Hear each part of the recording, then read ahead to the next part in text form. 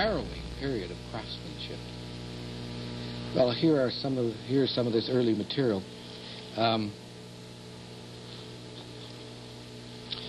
One matter I would hope that you would pay attention to, and that is that these are not programs. These are merely records of work. That is, it's a television record, as against making notes in your notebook. This notebook. As a matter of fact, we are making a notebook, but it's a different. You dig what I'm trying to say? So that you don't have that compositional quality of the work. You dig? But you have. These are sketches. These are like we gave ourselves questions and then took off on those questions. And in this that we're dealing with, in this hour, it has to do with what some of us calling the kinesthetics of this surface. Now you, Al Wilkes, as a choreographer and dancer, will very quickly appreciate the enormous complex jump from theater volume, room volume, floor, that space to this kind of space. And there's something that I want you to understand. He is working in a very complex place psychologically, in that he is dealing not only with his image present, but 7 seconds previously, and having to figure out how to live with that. So if you should ask the question, is he looking at a monitor? You betcha, there is no other place for it. And again, this confirms that notion that it's only on the monitor. Right.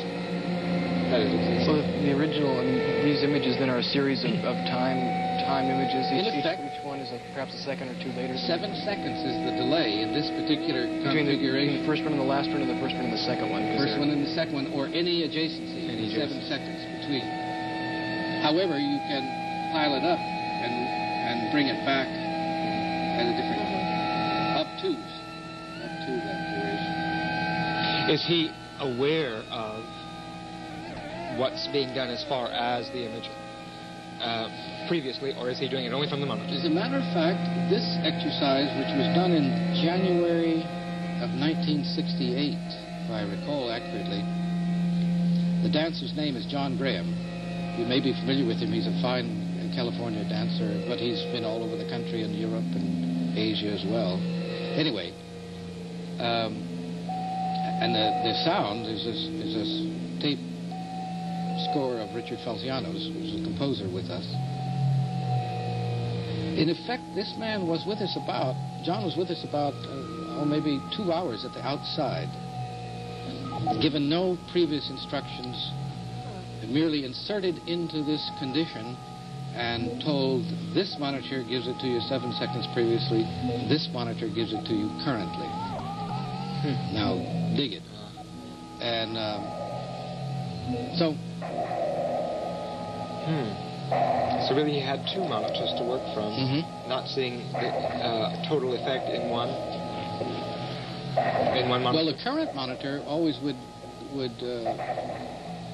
display to him the current pilot. That is to say, if that was the current, if that was the present, then he's dealing with the present. I see. And then the other one, he could see where he had come, what was piling up. I see. Learning how to live in this time is really incredibly complex place. It really requires a whole new training for someone of his... Whole new training.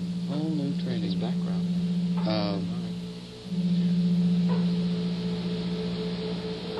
Because kinesthetically, as you say, he's trained to respond only to the three-dimensional space and his body. And that's not what the end product is. Right. The question is so frequently asked. In other words, I understand it. It is not heard when one says it's only on the monitor. So when the question is asked, is he looking at the monitor? Of course, because there's no other place to look. Right. See, what he's doing in the room doesn't relate anymore. He can't even evaluate his basic shape. That's right. You see. Except in terms of the mullet. Right. Indeed, it gets kind of mean if you find the dancer who is willing to explore those ideas and is a patient and joyful person and skilled as well. Sometimes if you find that they're getting caught in that old place, you can put them in a condition where they can't handle it anymore. They just literally don't know what part of the room they're in. Right. Yeah, you can confuse that space. Yes, you can confuse that space in a way. This, by the way, is a, and as we go on farther, it will get a bit more sophisticated. But this is a way which any broadcast station that wanted to could make images if they chose to. There's nothing fancy about this in the sense of special tool or special electronic modification or anything like that. It's just a question of videotape delay. The question I just saw about the dance and so on is if a man views the monitor as instead of being conscious of his body in the space, he's conscious of the monitor as a performance. It seems to me that opens up a entirely new aspect. Sure at the same time, doesn't it destroy many of the old ones? Sure. Can it? Or I mean, Sure. That this eventually. I mean, this is experimental now, but eventually it has to be integrated back with the others, sort of thing. Well, I've done a bit of work in this vein, and having to relate only to the mullet, your whole point of reference eventually, after some time working with it, moves away from your body, and even having done some of this work with an accompaniment in the background, even moving away from that, it's there, it's part of the environment, and you still have somewhat a reaction to all of it. Yeah. But the main stimulus then becomes that thing outside, which forces immediately, because in your having to refer to the monitor, you're forced to look wherever the monitors are placed, several being used in my case. And this kind of configuration would be almost ideal. Right. And this was not the situation, but that immediately limited what I did anyway, just because I had to be able to physically see the monitor. Consequently, the movement was contained within that setup right there, which, for me, as a dancer, after doing it long enough, I began to become involved in that space, not so much in the overall feeling of the picture or trying to create my own space in the third dimension, which was very, very difficult to come to grips with that battle. But to all of a sudden realize now I've got to take on that monitor. That's what counts, what they're seeing. And then the complexity of not knowing exactly where the camera was going to be and what angle you were going to be shot from, or what they were doing things with images. What does that do to your spontaneity of movement? Does that affect it at all? Yes. There were times, for instance, in looking at the project after it was done, in which I felt, again, we're talking about composition, which we talked about earlier. I went back and I felt, well, compositional in the sense of the dance form, which I judged it on in the end, was not as interesting as I would have liked it to be. But you make an alliance, perhaps at first without even realizing it, with the painter or the graphic artist, because you consciously are beginning to employ your body by placing it where you wish it to be in relationship to whatever you wish it to be in relationship to. Which is kind of, I suppose the way I got to thinking about it is I'm going to paint a picture, and it's just with my body. That's right. And I'm going to make a design or a shape. But then you've got all these other... paint and jumping on a canvas. Yeah. Remember we talked about the mix. It was literally at this point in 1968 where that notion of mix began to occur to me as a frame of reference with which to think through the density of these new questions that were emerging and piling up out here. Because, dig it, there are about 14 people involved in this process now, and there is no script, there is no pre-production meeting, there is only the question. We are hearing the sound for the first time. The dancer and cameraman and Robert Zagoni, who is mixing this in the control room. The KQED technical staff, who are all very gifted, are employing themselves in very independent ways. Bob is saying, look for this, look for that, and they're all feeding it together. But there's no script to work on. And in a moment, once he begins to figure out what's going on, it begins to get very rich compositionally almost. Some might accept this as composition. Yeah. I wouldn't, because consciously I don't think we were there, but others might. But you will someday. Sure. Sure. But let's just dig it a minute and see what comes out of it.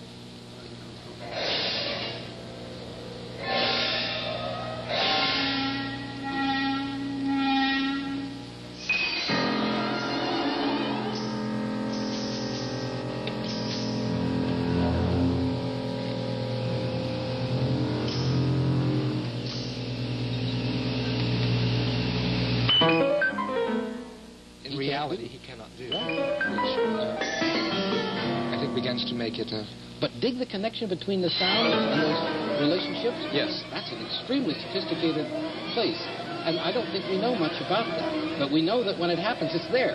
There's the mix right on the edge. That's right. Everybody's together. We began to approach composition, I think, in a form anyway. Mind you, these that are rather old images have still not really entered our culture. It was made in 1968. Part of the reason is, of course, that as we've been speaking of it, the system doesn't invite it. Also, partly as we've not had the matureness of input, the thoroughness of the disciplined search. Not enough people. How marvelous it would be to have someone gifted like yourself with us for a year full-time so we could just explore this in great detail. Because it's an immensely complex matter, I'm certain of it. But more than that, it's an exquisite matter, too, once you understand how to deal with it.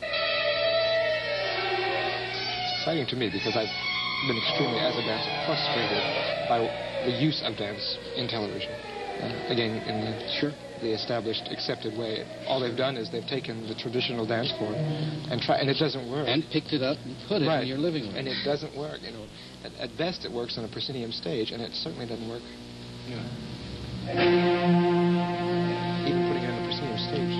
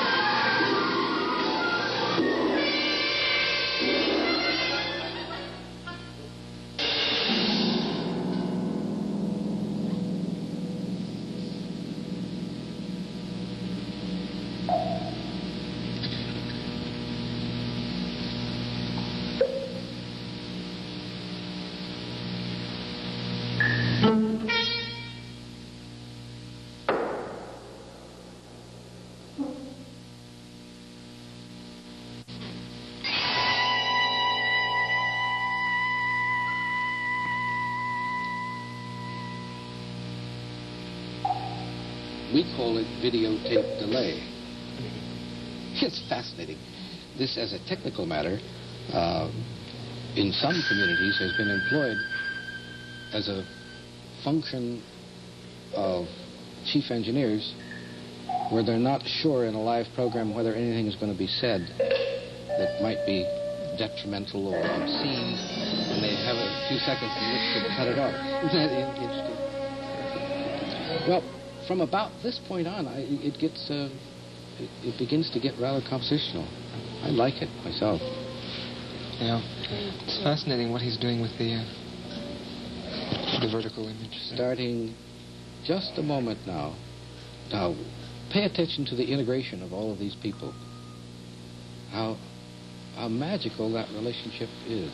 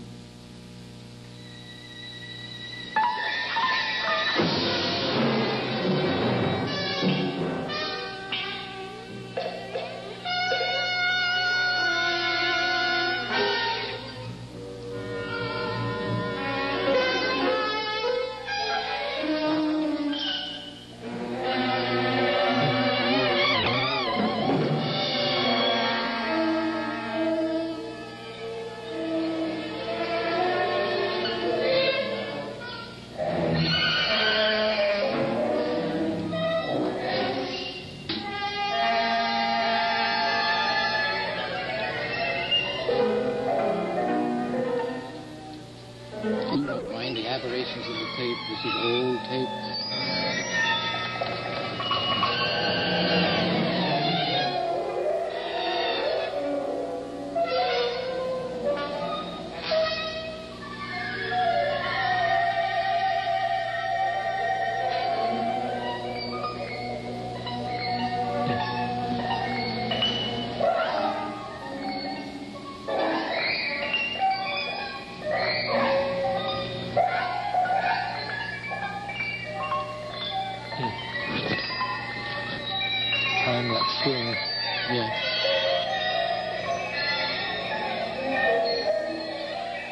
That's the only, well, they had two kind of columns and this one rope. It was all he had to work with.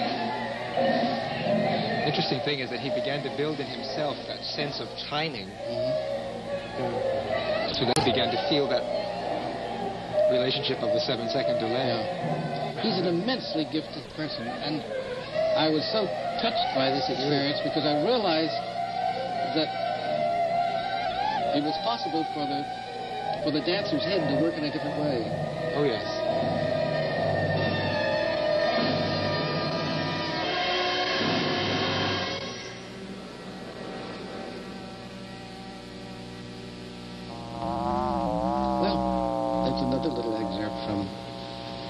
history. Very, very successful. How do you feel about it, you folks who aren't dancers? It was really amazing. The thing that I'm most touched, or observed most, is the idea of the time-lapse symmetry almost. Like, one point when he was revolving in the head on the rope, head down, just that, and then the next figure coming out, and the next one, and so on, and that sort of thing. And the very first tape, when he did the tumbling, and he did a sort of a cartwheel and stood, and then the image did a cartwheel, and he did a cartwheel back, and then did another cartwheel, and he was tumbling between himself. Sort of that kind of symmetry is relating to himself. Yeah, now that was, well, once those who had elected the logistics of that camera movement had said, okay, it will cease at that point. Now he's dealing entirely with himself, except for that increment that is being built up in the delay, fed back in. So he is in effect dancing with himself. Now, don't you find this a perfectly reasonable way to put images on a monitor? Yes. Just as reasonable as anything else that I put on. And for a dancer, a challenge that's, I think that would want to be met by many dancers. Not, again, that's something else I think people tend to put things to a side and say, well, that's fine for, but that's really not what dance is about, for instance. And I think all art forms are going through many changes and have to find other mediums and ways to work. And certainly a valid one is seen here. And it meets all of the specifications of dance, really. And it evolves a new edge. Right, a completely new form, really. It doesn't for the dancer who's concerned about, again, that third-dimensional performance and the electricity and that, but one who can accept the two-dimension, the proportion, the monitor. It offers a lot of possibility to a dancer that is not available to him as in the third dimension in the now, without the technical ability to, for instance, the jumping around sequence, in which that has tremendous possibility. I think, again, going eventually to the compositional aspect in the end, to say things, to make a statement. Do you think it's necessary for whatever type of art it is to meet the specifications of the art previously? It's going to become a new art, really. Yeah. In other words, a problem for me at least was to try to locate someone who wanted to do this, who was not necessarily a dancer, but who had that body presence and body consciousness. Not because I had lack of respect, quite the obvious. The opposite of that. I wanted somebody who wasn't stuck in that place. Yeah. That person has never quite emerged, but that, I think it's difficult for them because of their training. Sure. I remember when I related to your class here a year ago, that nobody was really the least bit interested. No. Not really. Because they couldn't make that jump. But they're still fighting out the third dimension. Sure. Particularly the students. Yeah, that's what I mean. But it's a whole reference point, right, in which daily and hourly they're confronted with get it across in the third dimension. And trying to do that alone. And to do this takes a completely different kind of focus and different kind of energy. How's the energy different?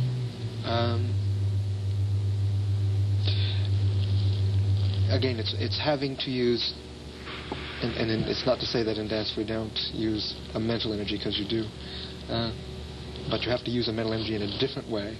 And so you're using that so-called kinesthetic sense and all the development of the muscle of the instrument, but you're having to use a value judgment that you're not trained as a dancer to do.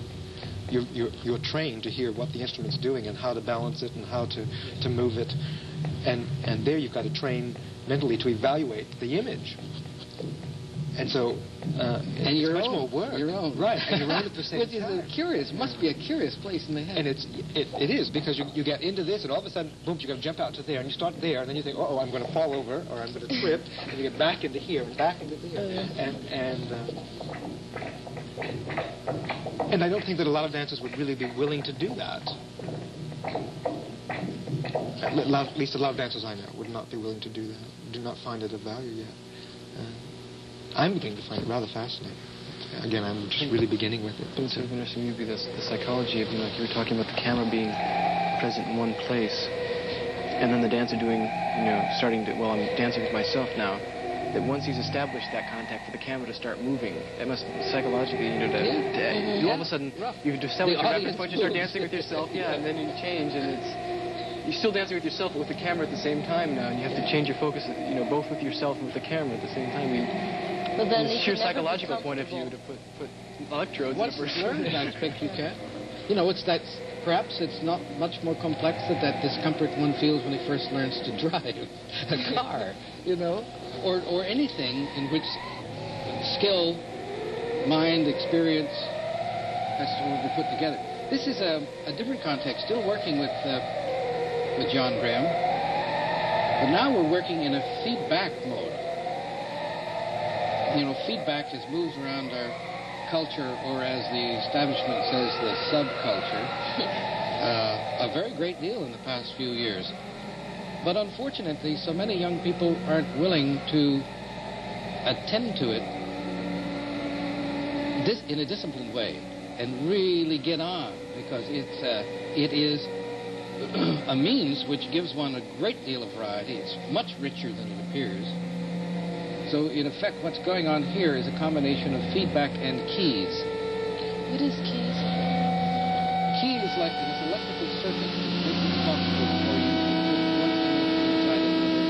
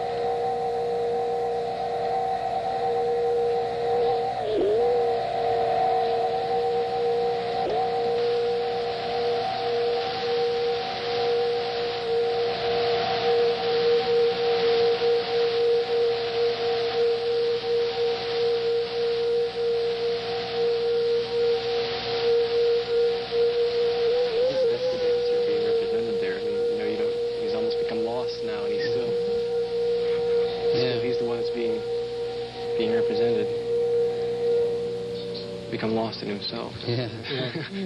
Yeah. Yeah. I mean, that last thing is amazing. That he's not there at all, but that's him, which is being. It's a perfect metaphor for art. I mean, it's just the reflection of the self in a mirror almost, but the changing, the reflection of reality, so that reality is just completely changed into something but it comes from the reality of the situation. It's magnificent. Yeah. How does a student of poetry relate to those kinds of things as visual? I mean, well, there's, I don't know, the experience that I sort of have with it is that I have a very good friend of mine who I think is a quite excellent painter, artist. We were one time together, and I started asking him, there was a chair sitting there, and I said, well, how do you see that chair? And he started describing certain angles of lights and planes and different dimensions of it. And he was thinking about it that way, and I was thinking of it categorically, like it fits into, it's a straight-back chair, it's got a wicker bottom, the categories that it fits into. That sort of interested me in the difference in perception. And like the things that you were mentioning, seeing this, I couldn't see at all. Where? It's not there. That sort of thing. And I have to see this, the image as a symbol. Like this last thing I saw as a symbol of art, as a metaphor for art. It was a beautiful representation of what the idea I have of art, which is perhaps a corruption of what you want to do. I don't know. I don't think. But just that dancer becoming lost in himself, just the transformation of the essence of the situation into another thing was tremendous. Something that I found that was so different was you have to think. And what you TV before, you can just sit down and kind of watch popcorn. it. But it really commands you to think. Yeah. I don't know. That's why to me maybe it's art. Maybe that's wrong. And also, everybody that'll look at it will have a different interpretation, whereas you don't of any ordinary film. Yeah. Charles Olson, who was the guest with us in that first year, very often used the word referential. That this kind of image generation carried in it referential detail, which thus you had to kind of put together yourself. I think so. I think that there's a lot of that. You dig what I'm saying? No. Okay. It's as if there's a whole body of stuff going around inside of Jeff Ryder, okay? And we try to link up and make contact on all kinds of levels. Sometimes the verbal or the physical or the environmental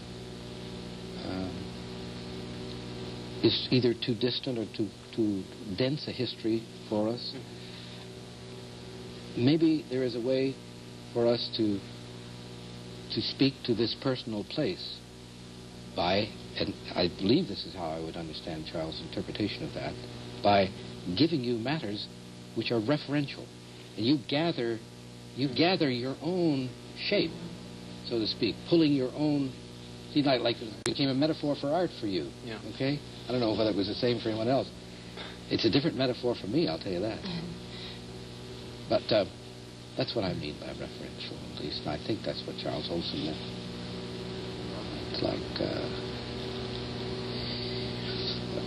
one night I was sharing this work with a group of teenagers, not this work, but work out of that first year.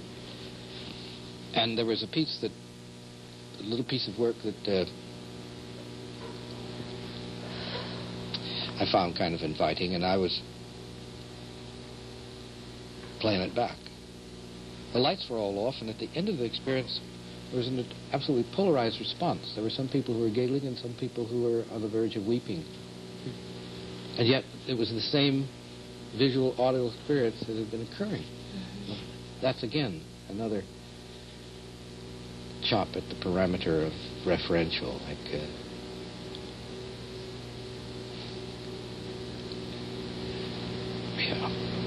Is there a way we can get in touch through images? Besides all the other stuff. Besides, I'm not saying exclusively The evolutionary moment that I'm talking about is not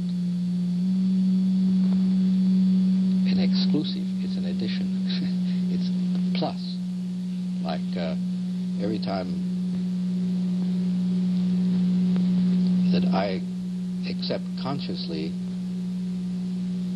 the discipline of keeping theater matters out of my head, it's not for lack of respect of that. It's not because I wish to dump that. It's because I so greatly respect that influence and power, delight and distaste, warp, non-warp, beauty, non-beauty, good, evil, all of that's there. And I'm just trying to make myself think about another place. Talking about another place. After now having seen myself at various times on a monitor and seen other people on a monitor and seen this other thing, and just the whole idea of picture after picture after picture being thrown at me, I'm experiencing right now an extreme dissociation. Dissociation? Yeah, we're all sort of pictures sitting here. Except we aren't. Well, yeah, I mean, yeah, that's the only thing, but I mean, even Well, not the dissociation. only thing. It's true. Well, no, I mean, I'm not going insane. this feeling almost that the real thing which is being presented here are different ideas. And the ideas are the things which have existence, and we're merely robots or other things mouthing these ideas, which are genuine, but it's given birth and things through these images. Yeah. Okay, let me invite you to attend to this, because here's a whole new place where the choreographer can work out. It's where the base material is stored on videotape. This is another aspect of the mix. In other words, you create an image bank of imagery, and then without being concerned with studio or theater conditions anymore, you're now within the electronic environment entirely. And the mix is, in other words, this is now, we're mixing videotapes. Dig it? We're no longer in the studio. The videotape is the music almost that he's responding to. He doesn't exist in three-dimensional organic time-space now. He's gone. He's left. This is just, okay. This is an hour after he's gone. But we have all of this stored. Now we're mixing, and you recognize certain sections from other things. Is this then like editing to I don't think of it that way, but perhaps it could be. It's because, again, you're staying in that ongoing timeline. It would be as to say this, Al. You have one videotape machine playing back one image bank about which you're familiar. Another videotape machine is playing back another image bank about which you're familiar.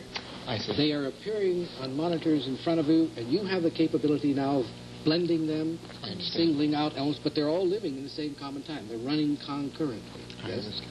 And a third videotape machine is recording your process of putting those together. Now the choreographer's in a new place, right? Oh, yes. Oh, yes. Dig it? Oh, yes. All right. See, I do think this is a very healthy place for the dancer, movement, body-centered person to get. Yeah. Particularly, I think one of the sad aspects of dance is that in order to exist so often, the most gifted must surround himself with kind of acolyte, disciple-like, or organic natures, right? So that he can be sustained, she can be sustained. Yes, right. Okay. That's a frustrating thing for you. Sure. And one wants to speed. Well, in our culture, it's very hard to hold together companies. It's costly. Dance suffers constantly from the rigors of the amount of money that's required to exist. Well, dig it. See, he can move into another place. This gives him, and now, right? He no longer has to attune only to what's happening at that moment and make all those value judgments at the same time. Right. He can sit there and just make the judgment on the monitor. Now, you asked the question: is it like editing? I don't know if it is like editing. No. But it's something different. It's something different. I wouldn't consider it editing either. Now, dig this. You are now, as artist, dancer, body mover, whatever, right? If we can just get through the words for the moment, in a place where another kind of making is available to you, where you are working off of electronic images of your own composition, yeah? Okay. Now, in this mixed place, you can have full feelings, notions, half-thoughts, partial thoughts. These can be recorded on videotape without your understanding really what they're quite related to yet. It's like the notes you make when you're setting up. Right. You're setting up the dance. Right. And you're checking, you're kind of moving towards that choreographic moment, which ultimately will be a performance. Now you can do that. And so you can record on videotape this storage. And then one day you remember that little element that I recorded back there is the key. Now you can get together and with the help of those who care for what you care for, now you are mixing now, and you no longer have to deal with that other place. You are now working in another relationship. You think what I'm saying? The possibilities of the bank are so much greater for a dancer in reality because all you've got is that moment. Again, this whole thing of dance existing in the time, the present time. Boom, and as you're working to create a new piece, it's, you keep trying to find new material, and so often it's there, and then it's gone. The next minute you try to repeat it, and where did it go to? Right. There it is. It's recorded for you. The bank is, because the vocabulary is so limited. Right, and it's like also It gives you a memory bank as well as image bank. Yeah. and gives you much more chance to analyze. There is no reason why an argument can be created. As a poet, a student of poetry, at least you must realize there are countless ways to describe universe, experience. And every one is probably as good as another if we can get the system together to follow the one. So I'm not concerned with whether or not the word is edit or whatever. But there is another way to make now by which you can retain a great amount of detailed reality. Image conformed, to be sure. No less a reality than the other kind of art. I was reading recently, or a couple months ago, Vonnegut's Slaughterhouse-Five, and these people who saw in 4 dimensions saw in time, they could see all of time. Their books consisted of, certain written scenes, a certain piece of writing, and then another, and then another, and the book wasn't complete until the very end. The person remembered all of these images simultaneously. And if you could, you're talking about the system of the universe, if you could superimpose, using one word to describe the situation, one series of words, and then another series of words, and another series of words, superimpose them all together, just this total faceted... apropos of that, what this cat is doing now is building up 19 images of himself. That's how many... The cubists would have had a run. Yeah. Can you imagine that? The cubists. Can you imagine what would have happened if Picasso and Bloch, when they had turned away from Cézanne, what they were trying to figure out in collage? Yeah. All of this, too, brings up a point for the dancer, which has been one of the constant battles, of course, is in fact, just recently I was at a so-called conference for creators in which painters were talking and musicians were talking about the monumentalness of their work or the fact that it was going to be there for a lifetime and so on. And I found this all rather astounding because I never think of my work as lasting any length of time. It lasts for the amount of time you can hold a group of dancers together and on they move and so dies the piece. Or you can try to recreate and keep adjusting. But this kind of thing allows you to think in terms of a piece which can endure some time. And we can go to a store someday and pick up in a cassette the work of Al Wilson, or Al Wilson's company, or the company called ALW. But it's it really could be a great asset to the dancer. Because so much of we keep it human-centered. And and they have to, again, realize the proportion in the two-dimensional thing, but it allows so much in terms of the way of working with the material that he has to work with. Can you imagine this as we are struggling to understand something as elemental as this? There is host of expert attention being given to three-dimensional electronics. Can you imagine if you could get your head together about this? And finally, we arrive at that place 25 or 30 years from now where you can place in the private living space of people the three-dimensional electronic image, which now becomes moving sculpture. Yeah. Now we're really getting to dance in another place. Oh, yeah.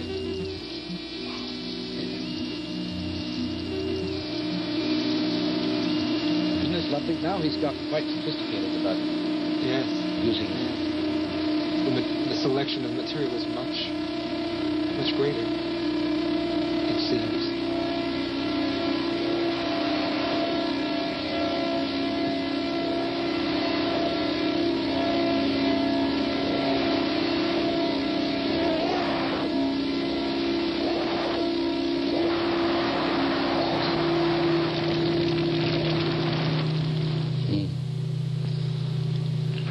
So we're talking about a whole other place. It really could be a tremendous advancement for the world of dance. In just making it that much more readily reached by the public in general. I think many people say that they don't understand dance because they haven't had a chance to see enough of it. I mean, any major city is lucky to get 3 or 4 companies a year to come through for one performance, because of the cost of theater, of supporting the company, of musicians, and you know, dance really, I think, of all the art forms, is one of the ones which is far behind in terms of respect and understanding by the public in general. It's because of its nature, and something like this would certainly make it much more readily available for study, which I think is what people need, is the chance to see enough of it to begin to understand it, to study it. Whether they do it intentionally or not. I don't think people just sit down and study music, but they do study music. We all know that in the final analysis it's all about dance anyway. Remember Shiva's dance? Yeah. Shiva's dance. Yeah.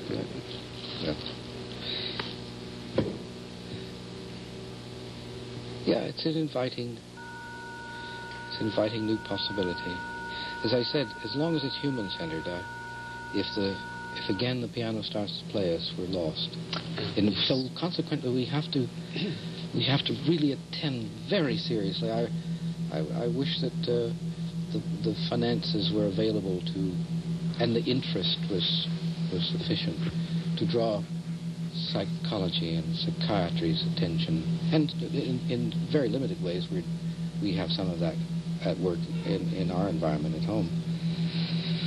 To the question of image, what the image is it the executive director of the National Center for Experiments in Television, Paul Kaufman, and I used to go around and around a lot about where the experience occurred. I was always saying on the monitor. Not because I didn't feel as he did, and indeed he is utterly and unqualifiedly, from my point of view, correct in saying it's in here. Of course, the urging to get it onto the monitor is merely to get it out of the studio, out of the theater space, into this other place, so you can begin to attend to it as itself, not as an illusion of something. Like we are, whether we like it or not. And in the workings of the mind, it must be very troublesome. We are on videotape as images. Somebody's going to be looking and listening to this stuff somewhere along the line, maybe. And if that is so, are we there, or what is there? What connections are made? You dig? Yes. What is image? Why is it? Don't you feel its permeation in culture? So, as I say, I am warmed by your enthusiasm for moving in these directions. But at the same time, I caution us not to forget that that's an image generation out there. That's not you. That's not, I don't know. It's not a question of which is better, dance in theater space, three-dimensional volume, or this. It's not that. It's that both can live together. But at the moment, this thing, this aspect, this perspective is denied, by and large. Yeah. You know, something which just struck me. You know, you were talking about images and what is image, and you went back earlier and you said that for you, image was both sound and sight. Well, in the third chapter of Ulysses, which I've just been reading, there's Stephen Daedalus is walking along the beach, and Joyce has him. He gets two German words, Nachhinein or something like that, Nebenein. That visual image is always things next to one another. This, you know, this is next to this, is next to this. You know, you relate. But sound is always things after one another. And here you say you're defining image as both of those things. And I almost did a paper. I decided it would be impossible to do it on how those things conflict in the artist's perception of reality, particularly of the one being in time, the other being in space. And yet, when we perceive both together for the reality of the situation. You know, and then here again, the time and space idea.